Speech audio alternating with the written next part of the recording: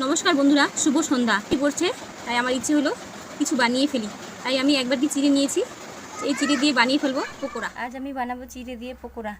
চিড়েগুলোকে ভিজিয়ে নিয়েছি, এক বাটির মতো চিড়ে ভিজিয়ে নিয়েছি। তারপর চাট মশলা দিয়েছি, একটা আলু সিদ্ধ দিয়েছি, লবণ চিনি দিয়েছি। এদিকে নিয়ে নিয়েছি গ্রেট করা আলু, অল্প পেঁয়াজ কুচি, টমেটো কুচি, কাঁচা পাকা লঙ্কা কুচি, রসুন কুচি, আদা কুচি, আর একটু জিরে, ধনিয়া গুঁড়া। আমি আরও কর্নফ্লাওয়ার দিলাম একটু। চিড়ের পকোড়াগুলোর মধ্যে আমি একটু কর্নফ্লাওয়ার দিয়ে মেখে নিয়েছিলাম। এবার কড়াইতে তেল গরম করে আমি এগুলোকে গোল গোল আকারে দিয়ে ভেজে নেব। কয়েকটা পকোড়া আমি এমনি ভেজে নিয়েছি, আর কয়েকটা পকোড়ার মধ্যে আমি গোল গোল করে নিয়ে এগুলোর মধ্যে আমি চিনে বাদাম ভাজা দিয়েছি, একটু ম্যাগি মশলা দিয়েছি। আপনাদের ইচ্ছে মতো মশলা ইউজ করতে পারেন। আপনারা কম মশলা খেলে কম দেবেন, বেশি খেলে বেশি দেবেন।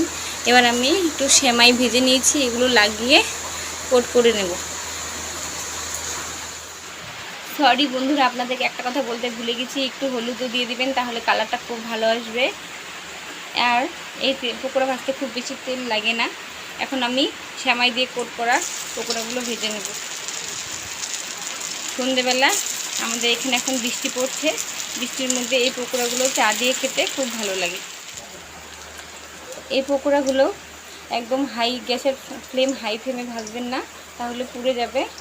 একদম মিডিয়াম টু লো ফ্লেমে ভাজতে হবে। একদম 5-7 মিনিট ভেজে নিতে হবে, তাহলে ভিতর থেকে মুচমুচে হবে, খেতে ভালো লাগবে। পকোড়াগুলোকে কড়াই থেকে নামিয়ে নিয়ে আপনাদেরকে দেখাচ্ছি। দেখুন কি সুন্দর হয়েছে, মুচমুচে হয়েছে, ভেতর থেকে মুচমুচে হয়েছে। শুধু কর্নফ্লাওয়ার দিয়েছি, কোনো চালের গুঁড়া দিইনি, কিছু দিইনি।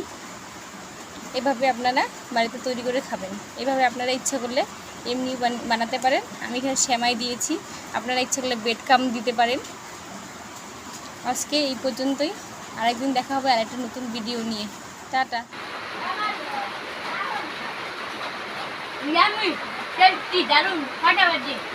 সত্যি বলছি বন্ধুরা, একবার চিড়ের পকোড়া তৈরি করে খেয়ে দেখবেন, খুব ভালো লাগে, দারুণ লাগে, অসম লাগে।